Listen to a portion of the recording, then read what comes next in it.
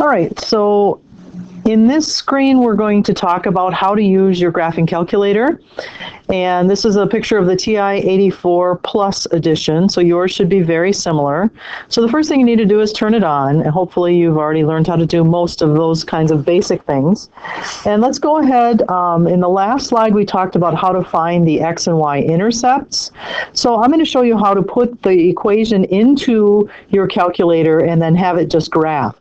So in order to graph an equation, it has to be solved for y. So you have a button up here where it says y equals. You want to touch that, and it brings up a whole bunch of y equals equations, and they're all blank. They should be all blank. One of the things to check for first is these stat plots up here, plot 1, 2, and 3. None of those should be blackened in. If you have one that's blackened in like that, what you want to do is just move your arrow key up there and hit enter, and that selects and deselects. So I just selected it, so you'll notice if I come back down, see how that's blackened in?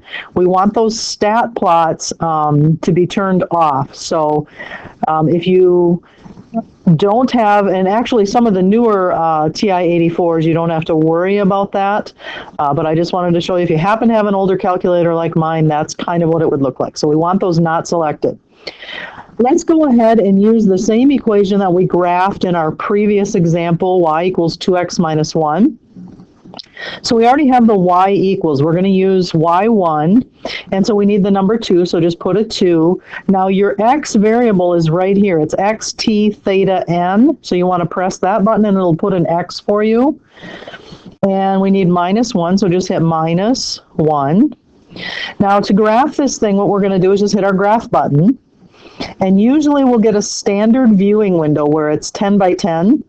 And you can set your window. If you press the window button, it shows you what your minimum and your maximum on your x and y axes are. And then this is a scale factor. And resolution you can ignore. That'll always be 1 for our purposes. You can also set a standard viewing window right here. If you go into the zoom and choose option 6, that's our standard viewing window, which is the 10 by 10. Okay, so that's how we graph it on the calculator. We're also going to be talking about finding our intercepts. That's coming up in the next couple of slides here. So I'm going to go ahead and show you how to do that on your calculator here. So if we want to find the intercepts, we're going to use this calculate, which is a second function. So I'm going to hit second trace, which is the calculate. The value for option 1, since option 1 is selected, I'm just going to hit enter. And I want to know what happens when x is 0. And if I hit enter again, it tells me right here that y is negative 1. So I have just found when x is 0 what my y-intercept is.